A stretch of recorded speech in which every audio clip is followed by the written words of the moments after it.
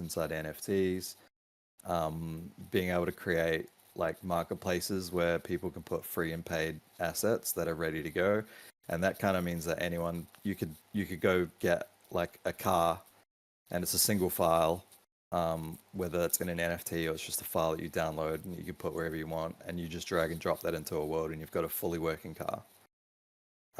And is I think like what we're trying to do with V2 is really just escape those few. I think we just got a couple of things wrong with V1. The concept of V1 makes sense, but I think the execution was like 80%, and that remaining 20%, I think, is going to have like a profound effect on people and what you can actually do. And I think it matters a lot, even though it's like, it's that 20%, and that it's just like a deal breaker really with V1.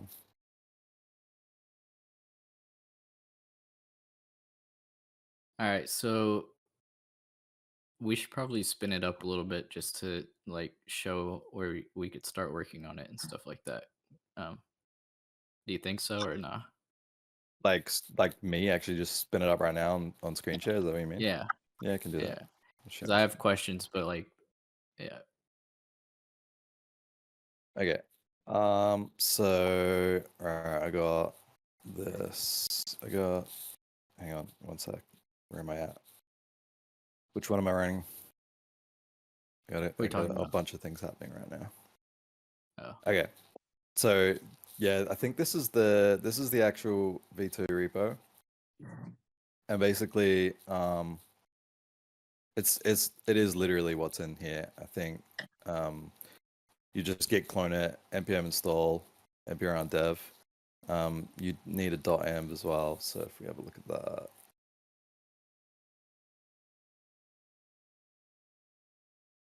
.env just has a couple things in it. You don't even need to change anything. Just copy it across, and then you will get thrown straight into a world. There's a couple things that are happening there. Like it basically is creating a world folder for you, where it puts an SQLite folder, an SQLite database, and it puts all your assets in. If you are to like drag and drop a tree into the world, you get it, you spin it around, whatever, and you click. We're just hooking up now. The back end of the server is going to be constantly updating this database to store your data in it. And if you're self-hosting the worlds, you can just basically have like a script that backs that up, or do whatever you want with it. It's all portable. If you wanted to, you could commit it directly to your repo, so you've got all that. cool. So this is like you already basically have the avatars and the objects. Do you have like emotes and stuff like that? Yeah, it does have a bunch set in. So just trying to remember how to get this one going. That's a end of. I can't remember. I was going to get the reference one up, but I can't remember exactly how that goes. So so all of the V1 emotes work in V2. Avatars are the same as well. The apps are a similar concept but completely different. And you'll be able to embed emotes into the apps themselves, so that you'll be able to use them for whatever you want. It's like if you had, I always use this as an example. It's stupid. If you had an axe that you could chop down trees with, you would put like an emote of you chopping in that axe, so that when you pick it up, it's ready to go, and it would just like trigger that emote when you run up to a tree and you clicked on the tree. So as long as you have like the file for the axe, right, which is an app, and then the emote file, then it's basically no code, like interactive object, self-hosted, Yeah, drag and drop. yeah, Yeah. exactly. Okay. Yeah. And So so it's like like you start building an app by first just you need a 3D model. You throw that, you just drag and drop that into there. This is for people who want to build apps. You'll start with a 3D model. You throw that into the world, and then you can do other things like attach scripts, set up all the configuration options that you get, same as V1, and that lets you put things in like emotes, other GLBs, audio files, and stuff like that. Yeah. So it's like basically extremely minimal code other than like getting npm run dev up and Yeah, and self-hosting it and stuff. Yeah. yeah, and it's intentionally left like super lightweight. There's barely any dependencies because I don't want to like make this really complicated. Like npm install takes a couple seconds.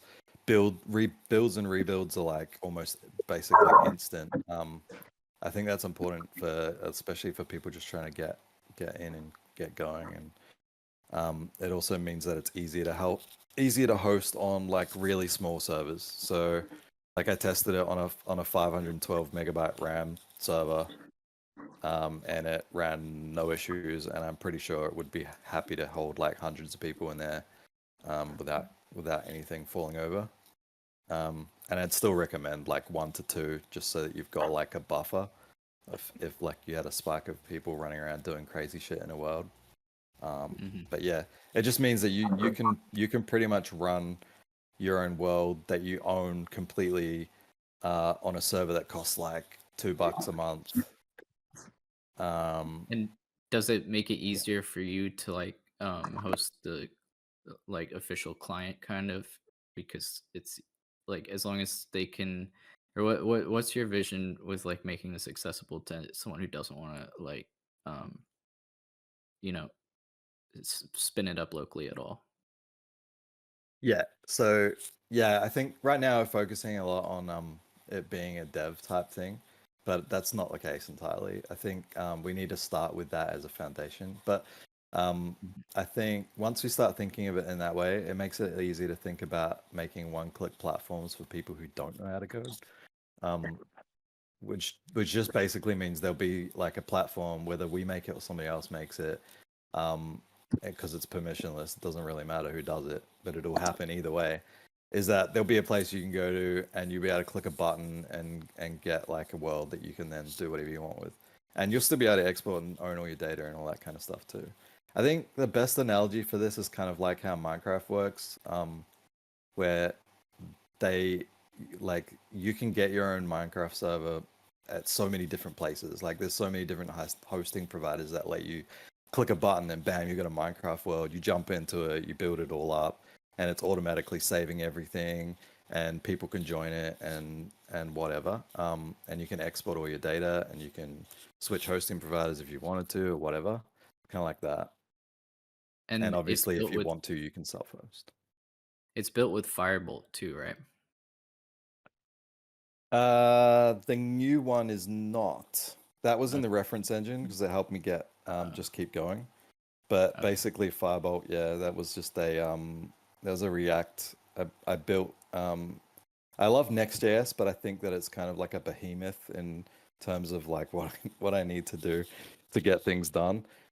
So I spent like a couple of months there just rebuilding like a Next.js from scratch that was super lightweight and way faster and yeah, that was the thing. That's cool. Yeah. Cool. I just saw the import, so I was like wondering about it. But Yeah, I'm pretty sure I did put it in here. Is it in the package? no, I I don't think it is. maybe yeah. Yeah, like so CSS. there's not even much to this. We got a whole world building engine that's like has like, you know, basic dependencies, which I'm really stoked about because it just means it's easy to maintain, not having to worry about like all sorts of crazy things going on. And it leaves room for like an ecosystem. We can do plugins and stuff like that too. Yeah. So if I were trying to like um hook up like a certain blockchain to this, how would I go about doing that?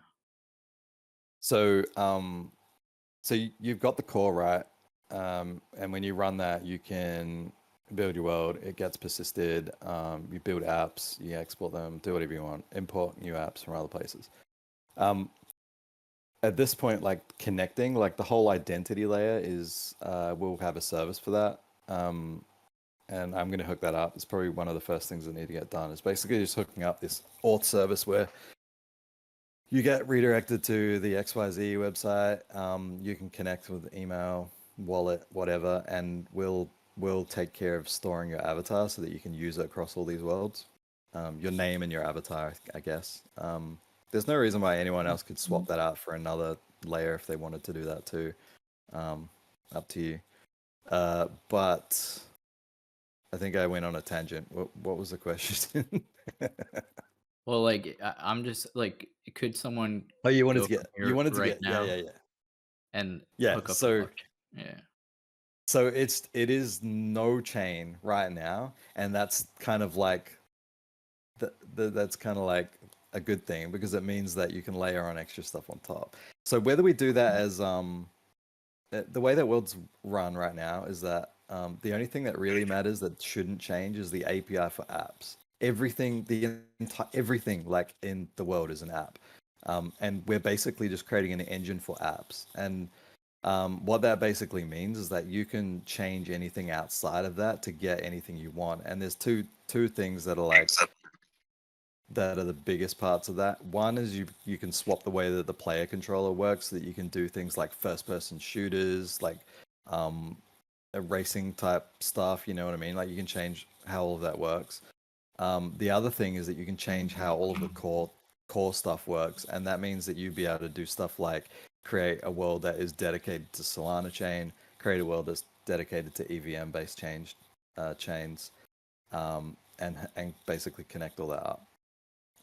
And that just means that people can have these worlds that are cross chain, like fully working and integrated and interacting with different blockchains, but you can still have all of these interoperable objects that work across chains. Cool.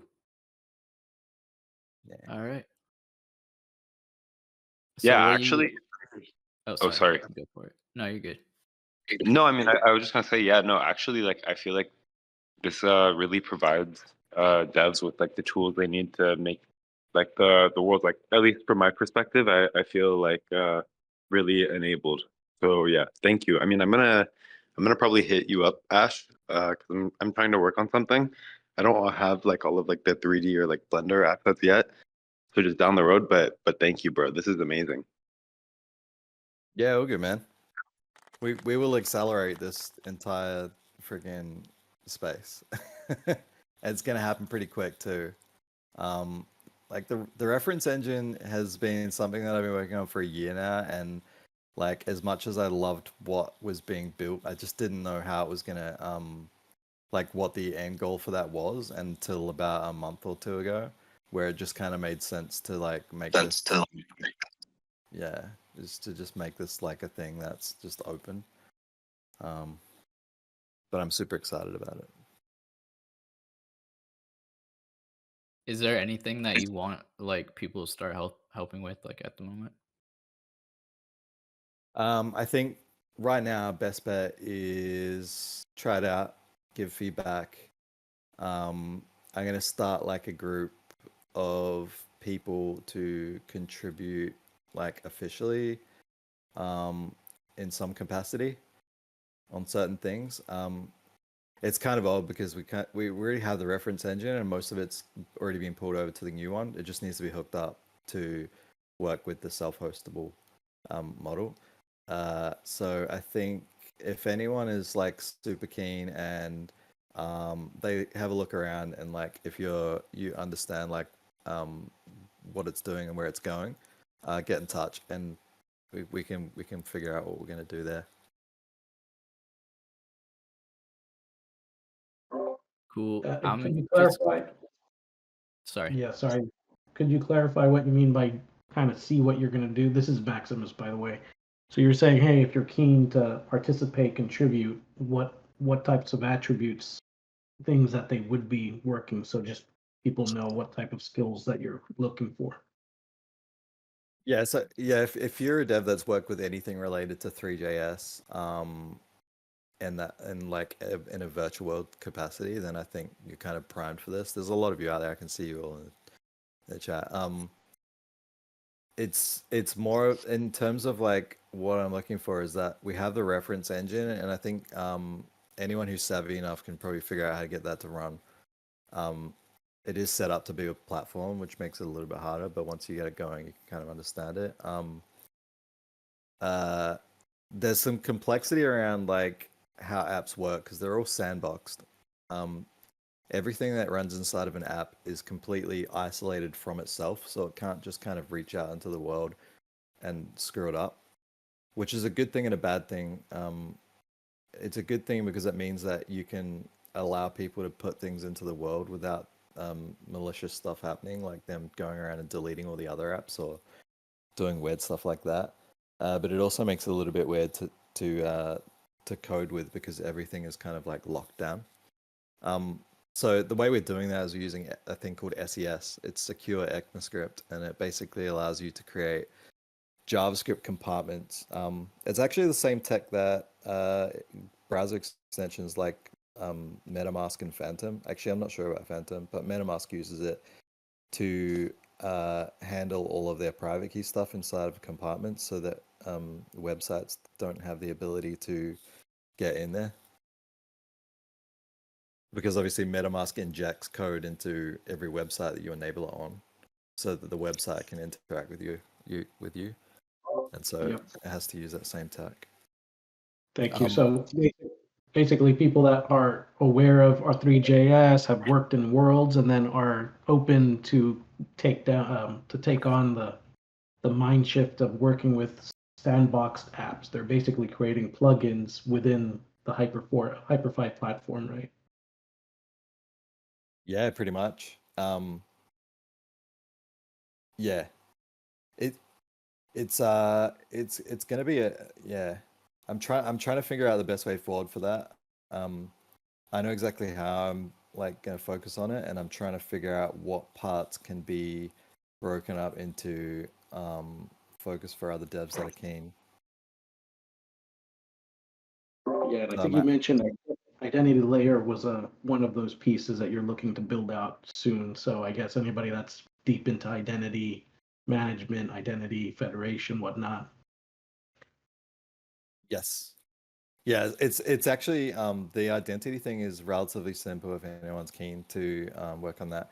It basically is you have a connect button on the world, and it redirects you to our XYZ site, which will have basically an auth flow that is whether it's an email, magic link, or a wallet across multiple chains, and that will result in a session token, which is then forwarded back to the world. The world uses that, and it basically fetches their username and their avatar if they have one. And I think that's mostly it, and obviously a hook to go back to change your avatar and do that kind of stuff. Yeah. Perfect. Thank you. Somebody's writing a question on the chat. I'll pick it up. But in the meantime, you mentioned that V1 was 80% kind of the way, then you had an extra 20% on execution. Could you describe some of those types of things that just weren't in V1 that you're looking to release in V2? So one of the problems with V1 that I had, that I think everyone had, especially as developers, was that building apps required you to create this like whole SDK and stuff. I think there's some really smart people out there, but trying to deal with like the SDK locally was annoying. And I think one of the biggest changes there is that you can now build apps without needing to worry about that. Whether you want to run the world or not, it doesn't matter. Like that requires if you want to self-host, you're obviously going to be using a local SDK. But building in the world live is important, I think.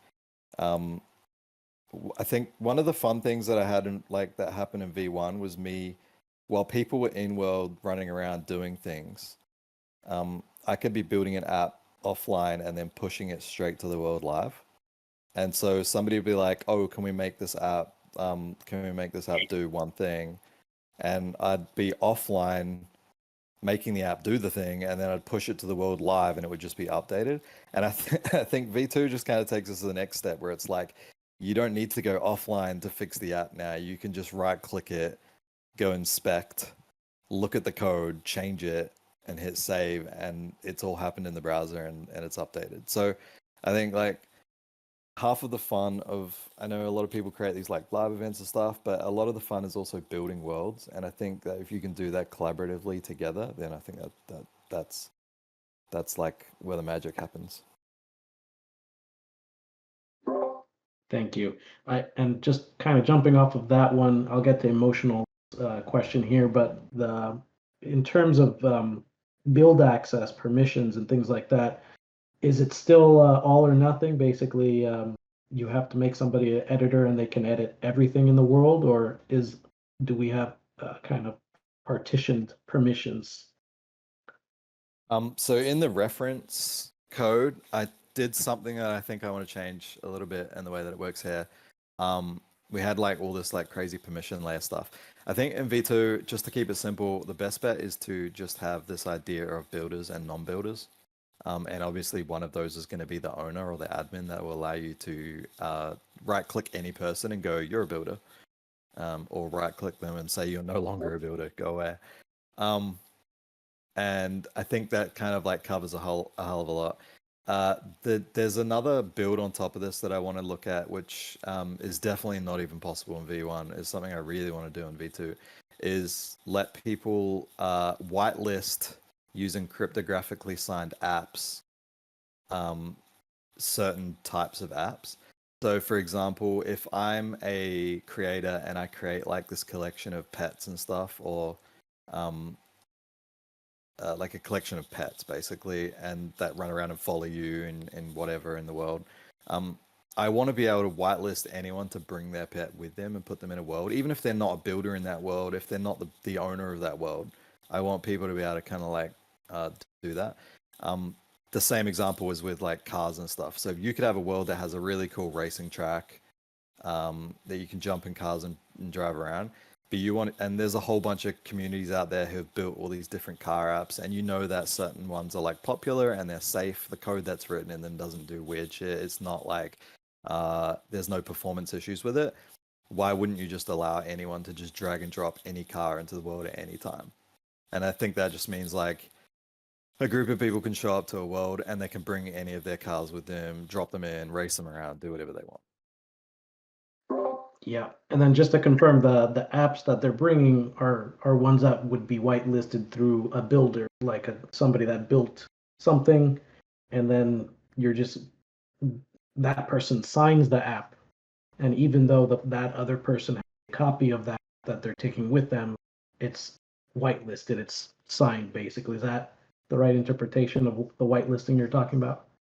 Yeah, so there's, we need to get deeper into the details for that, but basically we use cryptographic signing to prove that a file that includes all the script and the assets that makes up a thing, like a car, for example, that means we can use that to prove that the car is in fact created by a certain project, and there could be more than one car in one project. And it just means that they can use all of those. And it just means that nobody will be able to like screw around with the code that is inside of a car to make it do weird shit, like spam the entire world with, I don't know, like billions of like flying things that are just trying to be like malicious and annoying. It just means that people won't be able to screw with that and put things in the world that hasn't been allowed. Yep. And so we got a question from Emotional. Emotional, if you explain it, or I could read it for you. Talking about, can V2 essentially be Hyperfy, but for my own world? So with like a homepage to view existing worlds, or self-hosted. So essentially kind of like Hyperfy IO right now. So Emotional, let us know if that's what. Can you build something like a Hyperfy.io website? Yeah, like essentially Hyperfy.io, but it's like that person's universe where other people can like view all the worlds and explore it, and then it's all sort of connected in that sense. It's good to hear from you, man. It's been a while. Oh yeah, it's been a minute. Much better. It's been a minute. So yeah, so it is it's essentials, but for my own worlds, like a homepage review. So it's not set up so that you can have multiple worlds, but there's no reason why we can't have like a parent repo that lets people spin up platforms, which is basically you're asking for a platform essentially where you can have like lots of different worlds all on one server and run that. I think that's relatively easy to do. The current thing is set up just so that it's like you would set it to one domain and you would go there and it would just be one world. But we can definitely work with you to get it to work for multiple. Well, okay, that's it. Yeah, that's my question. Yep. And then Meadow Lark had posted a question about it. Here is a non-builder question. Is this comparable to folks building things in Fortnite, but with AI agents? And then Sowery had responded, said it was more generalized than Fortnite. Comparable to folks that build things in Fortnite. I think. Oh, you're talking about like what's the Unreal Fortnite engine thing? Is that what you mean? Yeah, I think that's what they're referring to. That you like Fortnite released that and made it so that you could build your own Fortnite things. Like Yeah. that. So, it's interesting. So, the Unreal Fortnite engine, I can't. It's like what is it called? Fortnite for Unreal or something? I don't know. UEFE or something. UEFE. Yeah, that one. So that is basically it's like a Unity, right? Like, but it's got built-in stuff that's Fortnite capable. So like guns and all that kind of stuff. That as far as I know, that's offline world building by yourself. It's not collaborative, real-time, persistent worlds. I could be wrong. You're probably right. Yeah. No, you're right. You're right. Yeah, I would say Hyperfy is definitely unique in that you get into a world, you have a bunch of other people hanging out in the world, and things are appearing, the builders moving things around. And that I think is completely unique to Hyperfy, that live, persistent, real-time collaboration that you got going. Yeah, so Yeah. so you be in the world at any time, and at any time you could just right-click stuff, delete it, move it, add new stuff, do whatever you want, all in the world. Like you could have a live event while some guy's just building over in the corner. Yeah. What I was saying is it's more generalized than Fortnite in that like Fortnite you have to use like I don't know.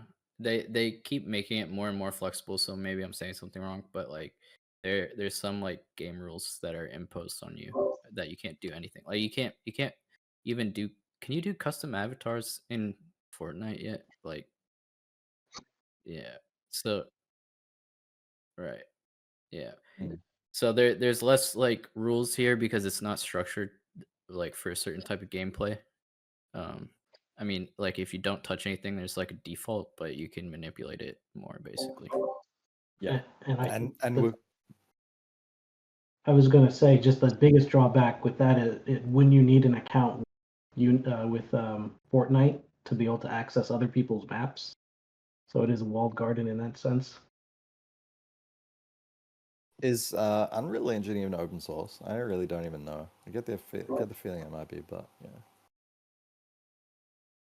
Don't think so. maybe not. We had some questions about tokens.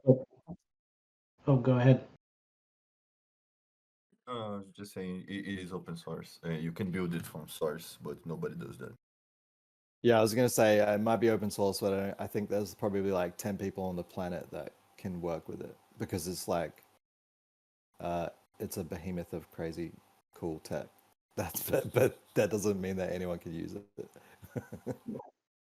Yeah, so there were questions. It's like web browsers. Web browsers are fully open source. Like you could go hack on Chrome and create your own web browser if you wanted to. But like, again, there's like 0.1% of the entire planet know how to do that. That's probably like an important distinction is like most open source like software, I guess, like that a lot of people hack on, like that attracts a lot of people to build on is like more like a framework. Like if we just open source the first version of Hyperfy, like you could use it, but it would take like forever. Like there's like certain services that were picked that you'd need to like hook up to, and like even if you read the code for like ever, it would be hard to just run. Like we wouldn't even be scared of someone like trying to steal it if we open sourced it, because it's just like so huge. Whereas like framework is designed for you to like and like extend it in specific places and stuff like that. Yeah, and we even talked about open sourcing V1 like ages and ages and ages ago. But the thing is that it's like, how many people in here actually know how to run things like Kubernetes? The whole thing is like Kubernetes. There's like a bunch of different services running. You've got auto scaling worlds and all that kind of stuff. So it's like infinite scale. I mean, there's a lot of smart devs who probably figure it out, but it's like it's overkill for I just want a world. You know what I mean? Like I want a world or two. This just means that people can do that really easily, and we'll be able to support one click in the future so that anyone can have worlds, even if they don't know how to code or self-host. By the way, Ash, on the developers channel, it's lit up with folks already spinning up Hyperfy. So if you want to check Awesome. that out, you can look at it. Yeah, people are posting some examples there. There were some questions about tokens out in the chat, but Sari has already talked through those, so we're not talking about tokens and how they're going to use and all that stuff. We're just looking at the tech at the moment. I think the most important question is coming from Sinks here. He's saying, when pets? Pets are coming. We already had proof of concepts for pets. I think I even had a V2 version that might need updating. We'll get them, man. I know you keep asking. It's like your daily thing, when pets. Indeed. We got somebody posting pantless. Well, Sinks, of course, is posting pantless Ash pictures. See any other questions we got? Anybody else? I'm trying to catch up on the chat here. Yeah, putting you on the spot there. I don't want to like keep comparing this to like Eliza or whatever. But I think it's pretty significant. Like I don't know, I use React 3 Fiber for my 3JS like framework to do my own projects on. Like I was building a first person shooter and stuff. But there's nothing that exists like this where you can just I mean, okay, there might be some, but it's really powerful when you get the same editing like experience that you did on the Hyperfy V1 client, but can just spin it up locally. So like the way that's similar to Eliza a little bit is like as long as you can just like get npm in dev working and fill out eliza.json, then you've basically done all the work. So yeah, you need a little technical experience, but it's very minimal. Like there's a lot that you can do without just like tweaking settings basically. And this is like kind of similar where it's like self-hostable, open source, everyone can extend it, but you just tinker inside like with your drag and drop with like in world code editors and stuff like that. So it's pretty cool, I think. But yeah, I think we should never underestimate what developers can do either. I wouldn't be surprised if people start doing things that I didn't expect to happen so early as well. Yeah. Fucking Sinks.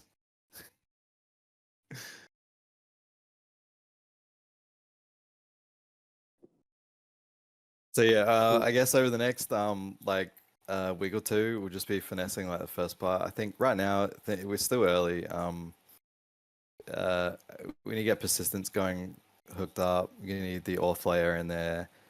Drag and drop already works, and we just got to pull over the code editor for the new V2 app format.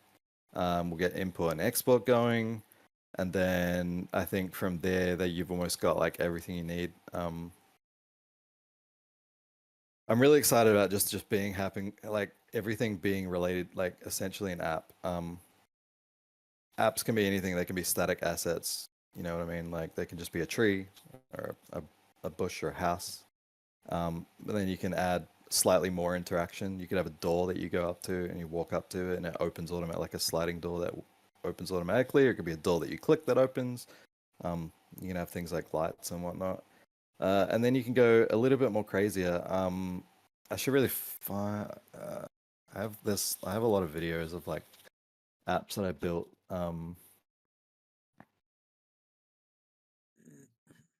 with like I built a, where is it? A fighter. Why did two of those open? So I built I hope this is a video. Basically it's a fighter jet that you can jump in and fly around. This might be an older one. There's the code. It's not much. 200 lines of code, and you've got a fighter jet that you jump in and fly around in. That's an older version. We didn't actually get in it. Oh yeah, here's multiplayer flying. So you get in the jet, fly it around. And it's just one file, right? Like you just download this, take it in any world, do whatever you want with it.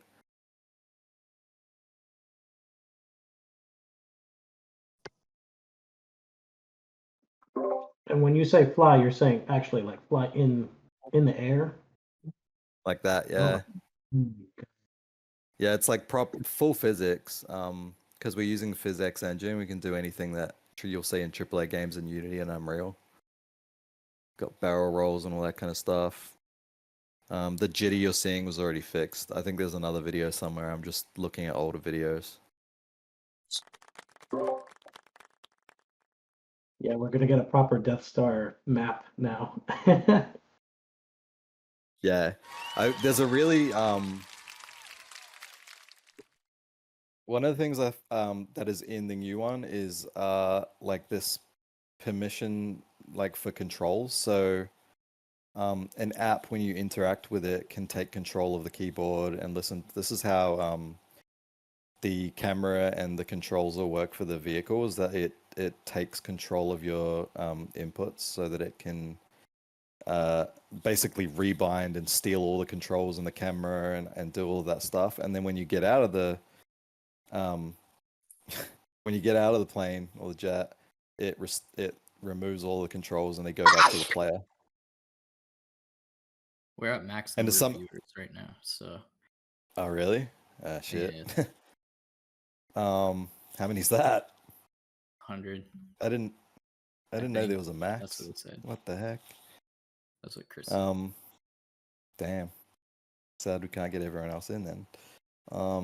Yeah, so it basically it's really cool. I don't think I've seen it before. I kind of spent like months just thinking about how to design the control system for apps.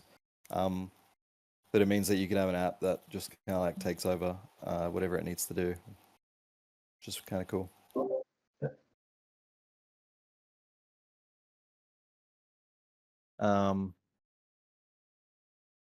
Yeah, there's a bunch of stuff that I've basically experimented over the last year. I did infinite terrain generation.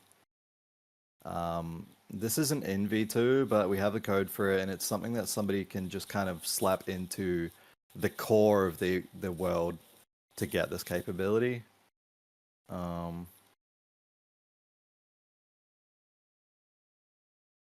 We got full physics. These are using joints. There's a fixed joint where the two boxes have like an invisible. There you go. They have an invisible joint, and I think there's some doors over here on hinges, and they kind of all interact. There's a really freaking good physics system that I had at some point. I mean, here's 10k boxes. The script that generates all those boxes and then just slams them into the world. And that'll all be working fine in multiplayer. And when you say script, you're saying like an app that is a script? Yeah. So I just grabbed, in that example, I just grabbed one GLB of a box thing, and then I wrote a script that turned physics on and threw them all up in the air to do all of that. Yeah. Some guy on Twitter had like a thing about LODs, and I think this is 10,000 or 100,000 balls with LODs on them running at 60 FPS, all with physics. So yeah, like the performance is just absolutely insane. I think people are going to build like the craziest big giant worlds, and with really cool stuff in them. How are I you don't think bringing I've up seen the- anything like this really on the web. What was that? How are you bringing up the radial dial? Right click. Oh, all right, easy enough. Yeah. So yeah. In V1 you had to go into edit mode, and then once you're in edit mode you could click on things. In V2 we just want it to be like really fluid. Like almost everything is just right click on something, you get a radial menu, click it, move things around. You'll do the same for playing emotes. Like if you've got emotes in the world, you right click yourself and you can go click emotes. You right click other people and then go make them a builder or make them not a builder. So we have a question from the chat, Ash, if you have time here. So question from Virvayanya or something. Any changes to media streaming from V1 audio reactivity perspective? So she's asking, or they're asking from an audio reactivity perspective, are we changing anything with how media streaming is working and connects to that? People will be able to create their own apps that do stuff like that. I haven't put the audio reactive stuff in. Same with the like video surfaces and stuff like that. But we already have the tech from V1 that we'll just pull over, I think. Like I think, yeah, that was something people really love was these like this ability to have like full on light shows and stuff like that. And we can just bring that over. That's easy mode. Yep. Like screen shares, I think even that was great. And then question from Rostan, can you run a 2.0 server also be used to host video streams? So I guess it's a very similar question. Is he wants to host video streams on Worlds? Like screen sharing into the world. Host video streams? Yeah, I think that's. I think he's thinking maybe Blockbuster could be to host those streams. Yeah, that we you can had do in- that. Again, that's one of the things where it's like V1, we already built that tech and we can just bring it over. Right now is just like focusing on the tech, the V2 kind of model. And it's going to be easy to bring over the rest. Ash, I meant like instead of hosting a video on Vimeo Pro, can I host it on a server that is Oh yeah, running V2? that's actually a good idea because I mean, if you're paying like heaps for Vimeo, you could just like shove it on your server and stream it from there. You'd probably be able to do that. I think if you're streaming video from your own server, you need like some kind of transcoding on the fly thing, unless you pre-generate it.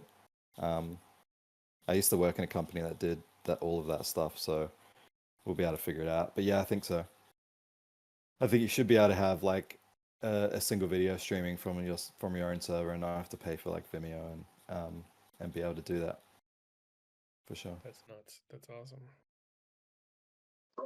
You had a great question about how large the worlds can be. I know V1 was from here to Jupiter or something like that. You had mentioned for V1.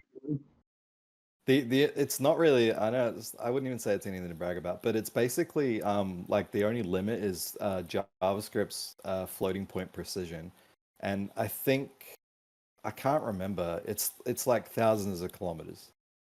Your only restriction is like no one's going to build anything that big, but they might put things in different places. You know, I mean, you might have like a bunch of different spaces like all over the place. But I think your only limitation is really just the amount of different objects that you would put in the world, which becomes less of an issue when you start using things like LODs.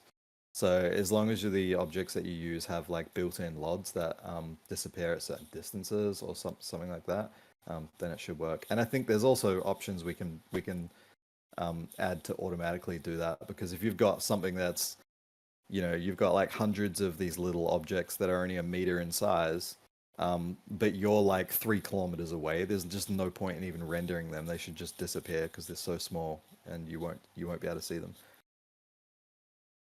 Yep, I have marked your words in the record. No one's going to build something that big, is what Ash said. Somebody will prove me wrong. This is a video of like synced physics. I think it was slightly rough. It did work, but I think there are a couple of random things. As you touch the box, the authority changes so that you are the one that's simulating that box, and so you get a little bit of desync. But the end result is it still ends up fully synced. You'll see occasionally there's a bit of like popping. But it just means we can have multiplayer sandboxes with physics, which I think is really freaking cool. People will have like tons of use cases for that.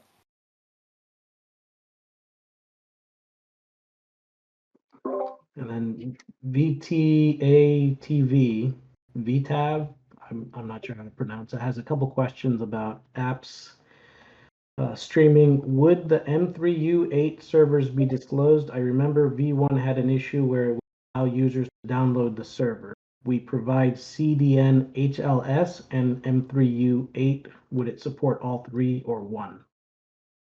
I think we were using hls.js in V1 to do all of the streaming stuff. That basically means that any browser can handle M3U8 HLS streams. Yeah, we'll probably do exactly the same thing there because I think it worked as it does. The web is interesting. You kind of have to pick like whatever format works across all browsers. So kind of limited there. Including the iPhone browser. Yeah, which is usually like the point of contention every time. Because I'd usually I think with V1, I couldn't count the amount of times where I went to build something and I'm like, it works on Chrome flawlessly the first time I build it, and then I'll go test it on iPhone and I'm like, cool, I'm like gonna spend like 7 hours like trying to do iPhone stuff. Yeah, and that answered the question perfectly. So they appreciate the answer. Okay, Emotional, you have another question. Do you want to go and say your question? You can go off mute. I can just say it. So if I wanted to say, for example, add like all of the Hyperfy worlds that I've created on V1 into a single world, would that be about like LODs or transferring the player further away from those existing objects so that it's not loading them? What would the concept of that be? Yeah, so the new, I don't know if I can quickly find the way that the scripts work on these. Probably not. There. So the new way that all of this stuff works is that it's like if anyone has done JavaScript DOM based stuff, we have this thing that's called object.create, and it's like create element on the web. It does all that kind of stuff. The reason I'm talking about this, it will be clear in a second. All of the way that this works, so whether you make something have a collider or something has LOD, LOD or whatever, you can also do that in Blender itself. So you can already pre-prime a GLTF 3D model to have something set to be a collider, something to be set as a LOD. I did the same thing. There's a video where I showed like the trees. This one, where this is a single GLTF that doesn't have a script and it's got LOD built in. And there's I think there were 3 layers to the LOD. The first one is like this full HD tree, and then it goes to this one, which is just like, I think it was like 3 billboards. And then once it gets really freaking far away, there's a third LOD that just has nothing in it. It's like empty. And so that means that the entire engine will just skip over that. And it means you could have, and also because we have a custom scene graph that isn't using Three.js's default one, that doesn't have any performance overhead at all. So you could literally have 7 billion trees in your world. And as long as you don't have 7 billion right next to you, you'd probably be fine. But yeah, you can set them up in Blender. You literally just create like an empty, you call it, you give it a tag called a LOD group or something like that, and then you put your different meshes inside of that empty. Then it's good to go. So without any code, you can have that. Banger, that's good. Hell yeah.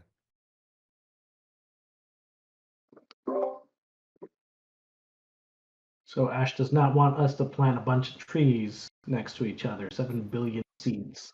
just don't do it all in the same area there. You can try it. It might be fun. And I'll go through the questions shortly, but I think, Ash, one of the things that you had kind of envisioned way early in V1 was being able to go and like sit next to a lake and fish. Is that something that would be possible? Are there still work to be done to get to that point where you sit at a lake, you throw your fishing line in, and somehow you get a fish and it goes into your backpack? Is that something that's viable in V2? It's definitely viable. We're not touching backpacks yet, though. I think with the concept of going open and free and moving towards this new thing, it kind of makes sense to me that your backpack is basically just your file system. And I know that's not, some people will find that a little bit weird, but like it just means that you don't have to kind of worry about that stuff. But people will be able to have backpacks in their worlds if they want. I mean, people are going to do the same thing that V1 did, where they have this concept of being able to pull NFTs and everything that's in your NFTs straight into a world. And that will use the concept of it. But yeah, for fishing, yeah, no, of course, absolutely. I want fishing. Yeah. So question about avatars from Corv here. Are apps able to manipulate avatar bone orientation, like sitting on the chair or running around with a gun aiming properly? Sitting around a chair. Okay, so there's two types. There's two things there, I think, that you would use to handle both those situations. The first one, sitting on a chair, is simple. You would go up to a chair, you would click interact with it. That chair would then claim control, like partial control of your avatar, so that you can't move. So it'll take over those keys, and then it will, because it has control, it has the ability to push an emote of you sitting and move you to the chair. So that's kind of like how the apps interact with the world. Like you can't just have every app in the world be able to just do whatever it wants at any point. So we've got this concept of like control.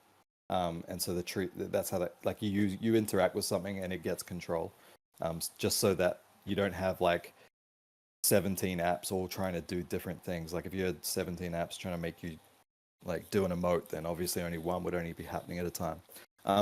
The other thing, what was the other thing? Aiming a gun.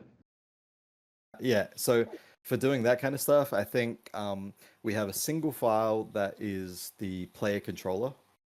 And it is a bit of a behemoth because there's so much like physics stuff going on, and you'll be able to see it. It's kind of crazy. But that itself is part of the core, as not part of the app systems. You'll be able to modify that in your own world to have whatever kind of control system you want, whether that's first person, cut off your head, kind of deal with the arms with IK, pointing around, and whatever. You can do that.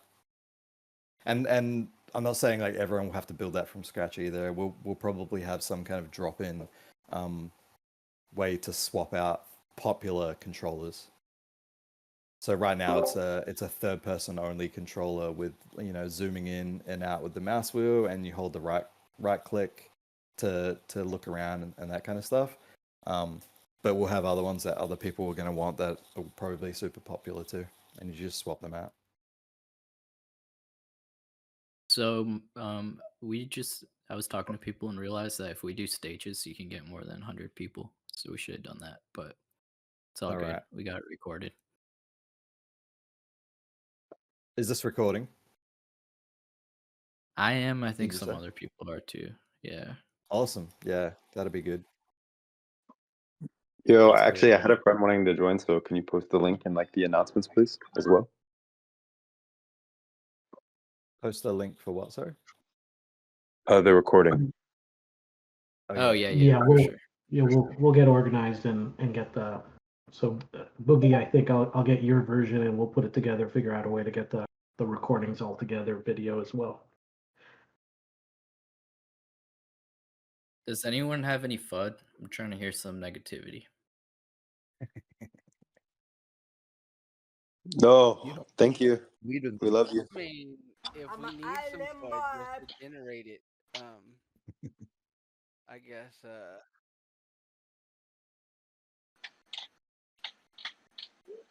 Yeah. Excuse me, I actually have a question. Yeah, go for it. When it comes to like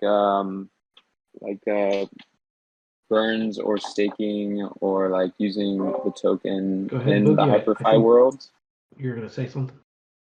can you hear me? Yeah, I can hear you, Max. You just talked over him, I think. Sorry about Yeah, that. I don't think Max Uh, can hear him. Is everything good?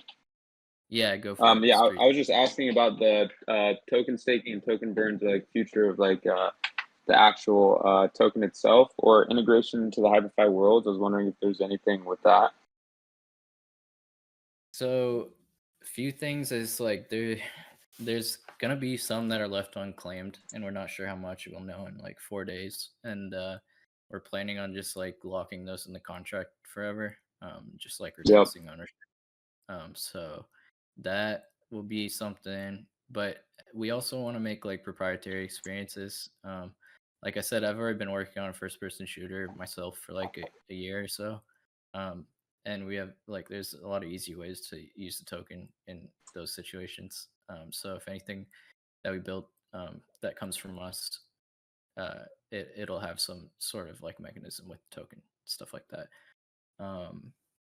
Sorry, I And hopped then in. there, Oh, that's great to hear. And sorry, I hopped in late, and I thought I heard you say something about marketplace. Ash has a bunch of ideas on marketplace. Do you have anything you want to say about that?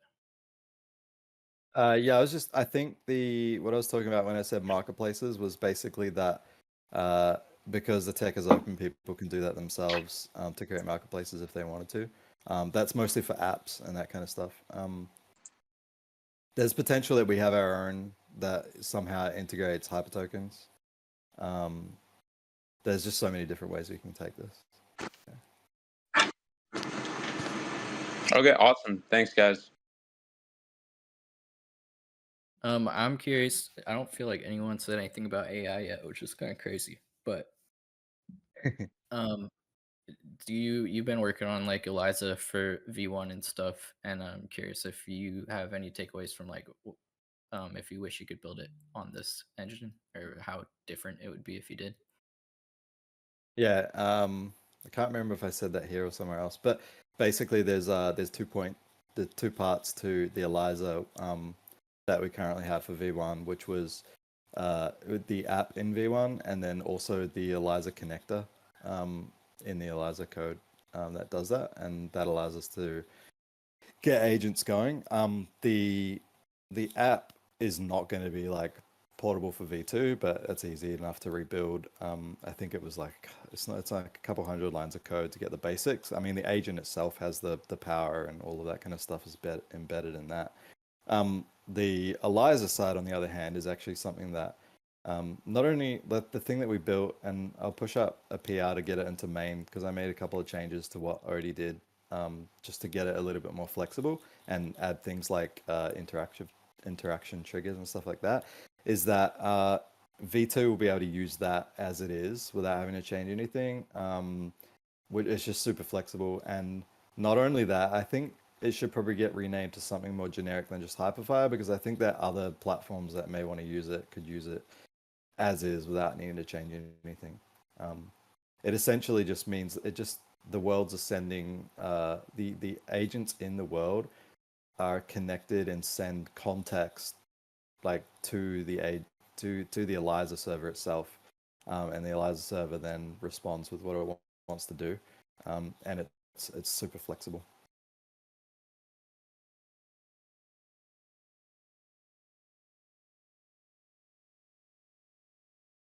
I'm curious about one thing with this AI, with the Eliza integration.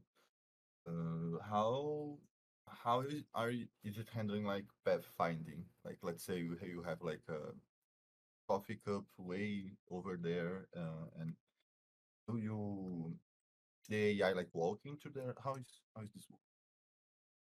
Yeah, so there's 2 different ways to do or 2 kind of mechanisms for pathfinding. In V1, just FYI, we don't have pathfinding, but we're going to have it in V2. V1 has like this weird model where it's partially simulated on the server, which means that the clients have to deal with like authority and simulation, especially with like physics and pathfinding and stuff. But with V2, I made some changes like really a couple of weeks back, I think, that essentially makes V2 a server, a fully simulated server. And that unlocks the ability for us to do things like nav meshes that AI agents can then pathfind using A star to get around and do things. But then there's also like the lo-fi way, which is like you go up to an agent and say, hey, follow me, and they follow you around. That doesn't need pathfinding unless, I mean, it could use pathfinding, but you could get away with not doing pathfinding, and it essentially just walks towards wherever you are, and it'll follow you up hills and ramps and through things and whatever.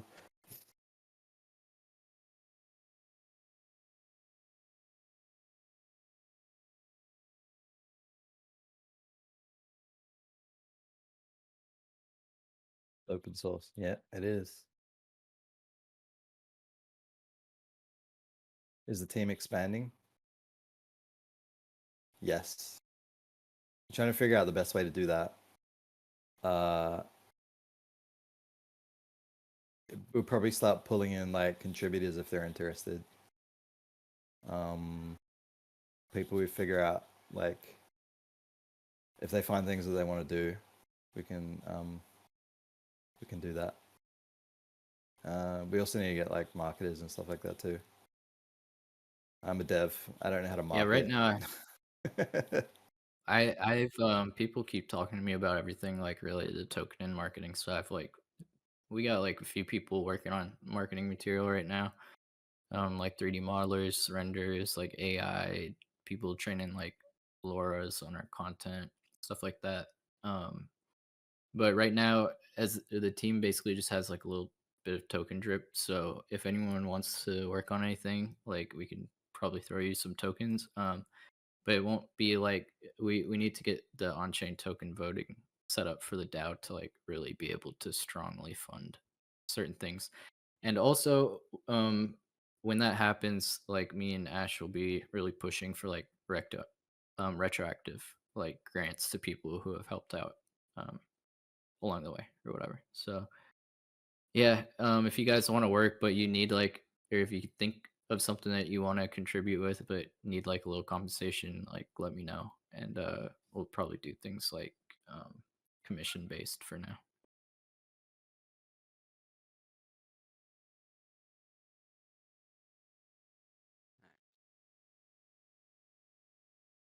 I do have a question, if it's possible there, I guess. I don't know if it's something being maybe worked on. It's not token related, anything like that. When I'm in here in the worlds, see the backpack, everything like this. When I upload my avatar, VRM, anything like this, is there a specific way to maybe save that into it, or will there be? Without it actually being, I guess, necessarily like tied to a wallet, like if it has a model or anything, in that nature. I can see in the avatar wise, but is there a way to specifically save in one or keep it to your inventory once you actually, drag and drop it, bring it in? You mean like if you drag, you're talking about V1, and if you drag in a VRM, you can equip it. But if you dragged in another one, you've lost the one that you have equipped before. Is that what you mean? Yeah, essentially, yes. Like, is Yeah. that? Yeah. I don't think we'll be changing anything around V1 for that, but it is a good point, and I think that V2, it's likely that we could put something in there that kind of just stores all the ones that you keep using, and then just lets you switch between them. Sort of like a backpack, yeah. I mean, like I said, But yeah, if I agree. if I you always see have to keep yeah. bringing up my folder that has all of my VRMs in it and drag and drop them when I switch. Even that's not even an issue though, because the time it takes to bring it in is really compared to some places, it's very, very, very quick. Probably some of the fastest one that's there. But yeah, that's just one thing I've always had in mind, like wondering if it did save or if it went through. I know it saves when you kind of load out the world and go back in, but awesome. Yeah. Yeah, the first time you upload, it's cached. So the next time you try to Yeah. use the same file, it sees the hash of that and goes, yeah, we don't need that anymore. We've already got it. so it loads instantly. Right along his question there, great question, Dr. Doge. Was the API, or if there is any APIs to import and export apps into a world? When I say apps, like a model or some sort of feature, to be able to dynamically import that via API, is that something that would be supported?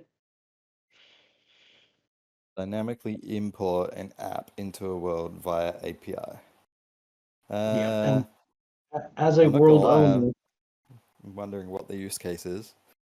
yeah, Um, it's essentially to turn data, and this is my vision for the metaverse, is to turn data from outside sources or interactable objects within a world. So to be able to say, hey, the weather, you have a weather sensor, you're connected to weather, right? And it starts raining in your wherever that sensor is.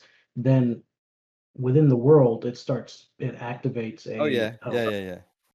Yeah, so you could build an app that has a script in it that fetches weather from some external API or something like that. You would already be able to do that. Okay. And Yeah. I guess everything, you wouldn't have to update the app or push anything back into the world because the app would already know how to handle what it got from the external service. But if you had something that was like you wanted to load 3D models from an external source, you could also do that as well. Although that's not in there yet. Yeah. So essentially, you could make a parent app that loads 3D models and does that type of work. Is essentially what you're saying. Yeah, got it. Okay. So, and now I'm thinking your cube example where you have a script app that loads a bunch of cubes. Instead of cubes, it could just be rain droplets, for example, if you want to get crazy. Or for 7 billion plants, just to drop 7 billion plants on people. There's a good question. If the apps are taking control of your inputs, how will you be policing malicious apps? We won't be policing anything. They're your worlds. But second of all, like it's not much of a problem because it's kind of like if you're building a website, people have the same kind of thing where you're gonna go install like a library like React or something like that. You're not gonna go and install something that just looks sus as. And if it does act weird, you just will remove it from your website. It's the same kind of thing. I think that is a non-issue because people will they will opt to use apps that are trusted and popular. I think. And that brings a pretty good question, going back to your mentioning about how apps are compartmentalized.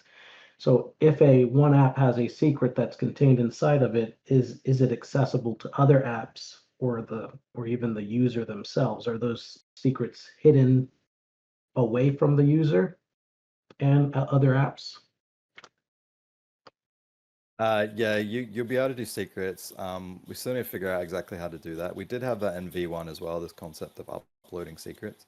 But we'll be able to do the same sort of thing. I think since worlds are runnable, you'll be able to put that kind of stuff in your .m file anyway. If you're a dev, you'll be able to do that pretty easily. So you'll be able to have, if you wanted to have like some kind of blockchain interactions that required a wallet or something like that, you could have your private keys in there as in your .ms or anything like that. The thing about like taking control of your inputs, how would you like when you walk up to something, like let's talk about like the browser. When you click a button, a website can have a button that goes full screen or like takes over your mouse, like a mouse pointer lock. When that happens, your browser says, "Oh, your website's just taken over your pointer. Click escape to get out." We'll have something that's like similar to that, where like if you jump in the jet and it's taken over all your controls, there will probably be a thing up the top right where you can just click an X to like escape it, and it'll say, the jet's taking over your controls. And at any point, even if the jet doesn't have like a button to get out of the jet itself, you could just click the button. It's like a buff up the top right, like, and just and you can cancel it there. But no rating system for apps. I think it just this kind of thing will just happen naturally. People will build cool stuff. People will build dumb stuff, and word will get out. And yeah, whatever. I think people will probably create like websites that have really cool apps and that are trusted in that. You know what I mean? In the ecosystem.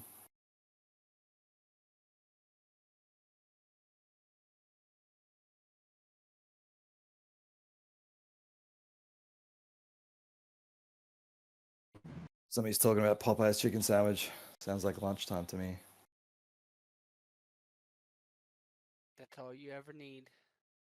I thought that was you, Dr. Doge. Making me hungry. One of these days, I will own my own franchise. All right, it's not a matter of if, it's when. That's the only here. All right. Mm. When the day If anyone else has any other questions, I'm happy to answer them. But if not, I think we covered a lot. If anyone recorded it, posting it would be really cool. I didn't even consider that, but it sounds like some of you did. And I think I went over like a lot of stuff there. There's a lot to take in.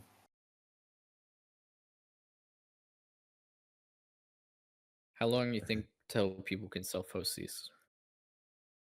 I mean, you could already self-host it as it is. You can already drag and drop. I think so. I want to take like a layered approach to this, like MVP type stuff. So yeah, we have all the tech and the reference, and a lot of it is also pulled over to the new repo, but it's not connected. So what I want to do is get people up and running as fast as possible. And my mental to-do list for doing that is first, like we've got the first parts of persistence in there. It's just not auto saving. I just need to hook that up, and that's a quick thing. So first of all, getting persistence so that you can actually like back up your worlds and have them saved. The next step is the auth system, because that allows people to use custom avatars. There is a way that we could do it so that it just uploads the VRM avatars to your world server instead of our own system, and that wouldn't mean you need to do login and all that kind of stuff. It would be easier to do that, but I think that the auth system is worthwhile because it means that people can have an avatar that's automatically equipped when they switch worlds to different worlds on different domains. After that, I think the next step is obviously going to be getting the app, like the code editor for apps in there. That's not fully in there. It's in the reference engine. I was showing you the guys that before. I'll get that into V2 pretty soon after that. And then I think once we have that, we're kind of like at a beta. And I think the only thing that's really majorly missing from everything is that the beta basically says that it's not going to be 100% backward compatible for apps. And what I really want to get nailed is the API for app scripts, so that they're versioned and like basically if you create an app that it will work forever going forward. And we did this with V1. Everything is like super backward compatible. People built apps like 3 years ago that still work now, so kind of learn a lot on how to do that. It's just about ironing it down. And obviously we're going to need people to write docs, whether that's me or someone else, I don't know, but like just get something out there. It's really simple though. It's really good. We've done away with React and gone with the like bare JavaScript type API, where you have JavaScript, which is like an overall language, but obviously you can run JavaScript in Node.js, but you can also run it in the browser, and people run it in other contexts as well. And in the browser, you have this concept of the DOM, which it basically extends JavaScript that says, hey, you can go window.createElement, and that'll create divs and images and all that kind of stuff. So we're doing exactly that, but inside apps. And except instead of having this idea of a DOM, you have an object, or like an app object model, which gives you the ability to create things like GLTFs, groups, and like, images and all that kind of stuff.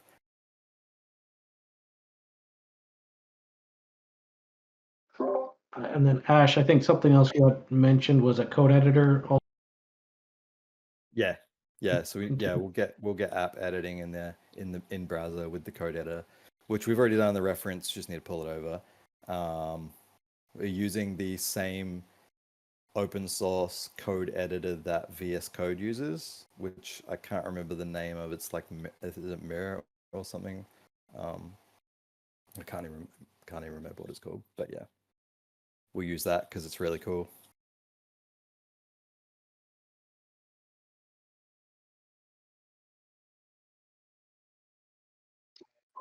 Rooston asked if a website domain hosting service can be used as the server to host 2.0. A website domain hosting service we use it. I think most it depends what you mean by website domain hosting. I think usually though, I don't know if those are just regular servers or like they already have things like WordPress or something installed on them, or like static websites. This you'll be able to run on. So you can run this on any basically bare metal server or cloud server. So you could go to things like DigitalOcean, Amazon. You could have your own Mac Mini on the side, or like a little PC box or something like that you run it on. The only requirement is that you can basically shell into it. You could deploy Docker to it if you wanted to, but like personally, I've just been like SSHing into a box, Git cloning it, and just starting it up, and it runs straight away. But it runs on anything. No specialized stuff. And then folks are asking about access, skills to contribute. So if we are a dev and have an idea to build and contribute, who's the best one to reach out to about contributing? It's regarding 2D UI. You haven't an idea how to build a contributor specific. Oh, like web design type stuff. It seems like, I think you mentioned earlier, as long as a person has 3JS experience, they're in a good spot, and bonus if they work with cool. Have you got any concepts, like any ideas that you want to like push out? Just DM me. We'll figure it out. It's cool. Is it better to throw it into the developer chat so others Yeah, can? that would be. Yeah. Yeah, do everything publicly is fine. If you have good ideas, Yeah. You know. Menus and games. Sounds good to me. Even better. Oh, okay. I see now it makes sense. So menus and games, things like that radial kind of. Yeah. The funny thing about V2 is that it's almost UI-less, which I'm proud of, but also like it's a slightly weird. Is that you can do so much in a world, but really you just have this right-click menu. Obviously, there's going to be like chat, which is just going to be a box down the left or whatever. But for the most part, that's kind of like it in terms of 2D UI. But yeah, I'm super keen to see what ideas you have. Post them in dev. Yeah, I personally love that you added in V1 that app where you could choose a color and it's like a little slider for the colors, rainbows. That was fun. Oh yeah. Instead of having to remember the hex code. Oh man, I remember the days we didn't have that color picker. Yeah, and it was annoying. Basically, I had to open up a whole new tab and go find a color picker or something like that, or use Figma. That was annoying. The good old days. Peasy, are you there? Nah, I think he's muted. Never mind. All good. Can we connect our own domains, or do we have to use an iframe still like V1? Yeah. No, you own everything. Like you just run a server that will run on like port 3000 or whatever, and you hook that up to your domain, and it will go straight there. It'll serve the client, and it will run the server, and the world will all be fully running and owned by you. Peasy, what are you thinking about building? Yeah, so I don't know right now. I am trying to think about some ways to have slices like running and like gambling, you know. Gambling? and Yeah. Gambling yeah, like Eliza's. yeah, and maybe people gamble with their license and stuff. That's what I have on my mind right now. Nice. We need to link up or whatever. Yeah, we'll Yeah, link for up. sure. All right. That's kind of what I'm looking for. Like everyone wants their like this is such like a generalized platform thing. People like all like there's something for everyone. Like if you want games, like we do that. You want AI to be more immersive, we do that. Whatever, and neither of them are going to conflict with each other at all. So I'm pretty excited, and I think like I just want to combine all those things. Like personally, what I want to do is like when I want to make like the same stuff we do in the trenches every day, like and take it to a more immersive place. So I want to like like we'll do some type of like hyper bonding curve game is my goal or whatever, and like get agents in trading on like Pump Fun or something like that. So it and even this release today, it's not 100% ready, but like it's good enough to for people to start getting familiar and working on whatever they want. So pretty excited. Yeah, that's it. I mean, it's just about getting it open. So one, people can get familiar with it, and two, those who just get it, because there's going to be a bunch of people who just understand it, can jump in, contribute, work with us, and help accelerate it. I mean, it has to happen at some point, and I think it would be weird for me to just like, basically just with the couple of us trying to like do this entirely all before and just launch like this fully ready thing when we're trying to build this together and get feedback and make sure that it's done right and in the most generic possible way that's useful for so many different things. But I think we're close to that.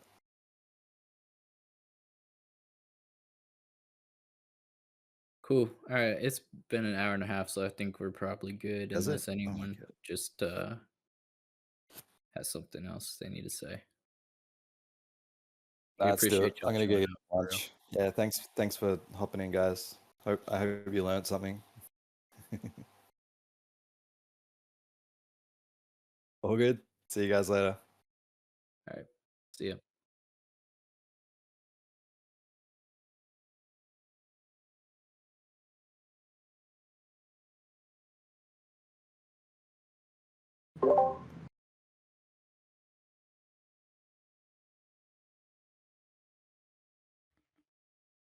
Bogey, how the fuck are you still awake? I don't either. Time don't exist.